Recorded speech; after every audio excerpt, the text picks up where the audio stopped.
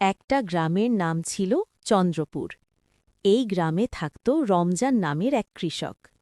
তার ছিল কয়েকটা হাঁস আর ছোট একটা কুঁড়েঘর। খুব গরিব হলেও রমজান ছিল পরিশ্রমী।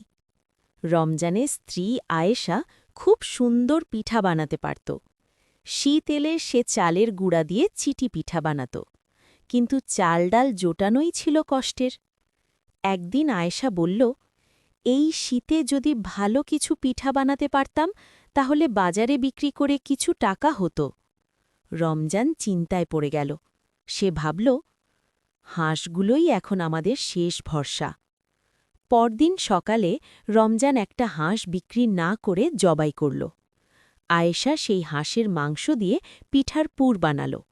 চুলায় ধোঁয়া উঠল, চারদিকে সুন্দর গন্ধ ছড়িয়ে পড়ল। পাশের বাড়ির লোকজন গন্ধ পেয়ে জড়ো হল। সবাই বলল, এত সুন্দর পিঠা আগে কখনো খাইনি। রমজান আর আয়েশা বাজারে পিঠা নিয়ে গেল। সব পিঠা খুব দ্রুত বিক্রি হয়ে গেল।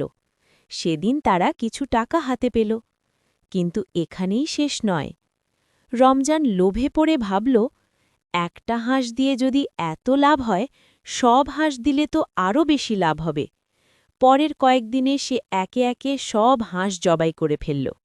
পিঠা বিক্রি হলো ঠিকই, কিন্তু হাঁস শেষ হয়ে গেল।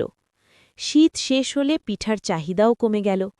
এখন রমজানের ঘরে আর কোনো হাঁস নেই, ডিমও নেই। তখন আয়েশা বলল, একটু ধৈর্য ধরলে হাঁসগুলো ডিম দিত, বাচ্চা হতো, আমরা দীর্ঘদিন চলতে পারতাম। রমজান তখন বুঝল তার ভুল। সে মাথা নিচু করে বলল, আমি লোভে পড়ে ভবিষ্যৎ নষ্ট করেছি। এরপর থেকে সে ঠিক করল, অল্প লাভে সন্তুষ্ট থেকে ধীরে ধীরে এগোবে।